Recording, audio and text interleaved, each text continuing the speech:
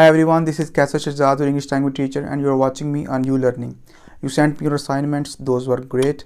Some of you made small mistakes as well, but it's part of a deal. It doesn't matter, just keep on practicing and you will be able to rectify those mistakes in no time. You sent me 2 questions as well, very good questions. You asked me why I did not add articles and conjunctions in my parts of speech. Well, I read so many books to compile that video, and a very common consensus that I saw was that articles should be treated as a subcategory of adjectives because they are telling something about a subject, about a noun. So that's why I did not add them. I'll make a complete video about them as well. And conjunctions are just used to join two words, to make a compound word or make a compound sentence. That's the same thing that a punctuation mark does. So that was quite debatable. I'll be making new videos about them as well. Just keep on practicing on your work. Let's start today's video. From now on, we are going to have a detailed discussion on each and every part of speech. Let's start with noun. Well, noun is the name of any person, place, of thing. Everything has a name. Today we're going to talk about its types. Well, the very first type of noun is proper noun. Proper noun, as the name is quite self-explanatory, that it's a name of something that's quite specific, quite specified. There's nothing else like that one. For example, my name is Kaisa Shahzad and there's no one else in the world who has the same DNA. So my name is a proper noun. Anything whose name is not shared by something else is a proper noun. There are so many examples. Shakespeare, William Shakespeare, Abraham Lincoln, Barack Obama. There are so many persons, there are so many places. Minar Pakistan. The second type of noun is common noun. It's quite opposite to the proper noun. So it's a name of something which is shared by every person, which is shared by everything of its kind. For example, bottle. Anything that has that property, it's going to be called a bottle.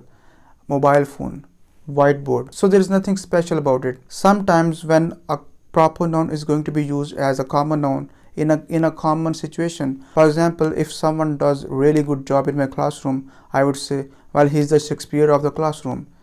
It makes it a common noun. Well, the third type of noun is collective noun. Collective noun is the name of something which has so many individuals. For example, a team.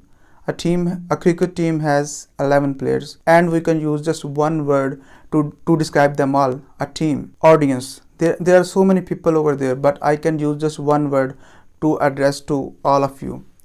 So there are so many other examples as well. You should go through them. They are going to be a great help for you in future. Well, the fourth type is material noun. Material noun is something which is quite tangible, which can be touched, which can be felt, which can be physically felt. Another attribute is that we can make something out of it. For example, plastic. All the metals, we can make new things out of them, so they are called material noun. Next is concrete noun. Well, concrete noun is, as I told you before, that concrete noun is something which has some physical property, which can be touched, which is quite tangible. On the other hand, the abstract noun is the quite opposite of the concrete noun. Concrete noun could be touched, it was quite tangible, whereas it's not tangible. There is no physical property of that thing. For example, honesty, anger, love. They can't be measured, so they are abstract nouns. Next type of noun is compound noun. Compound noun is when two nouns are joined together to make a new noun. For example, boy, friend, boyfriend, milk, bottle, milk bottle. So two words are joined together to make a new word. So two nouns are joined together to make a new noun. It's called compound noun. Well, there are so many other categories of nouns as well. For example, countable and uncountable nouns. Countable nouns are those nouns which can be counted. For example, a pile of books, you can count them easily. And all those things which cannot be counted are called uncountable nouns. There are so many other properties of noun as well. For example, they can be singular nouns or plural nouns. There can be masculine nouns and feminine nouns, neuter nouns as well. So there are so many categories of noun. You just have to go through them all one by one. You have to practice them as well.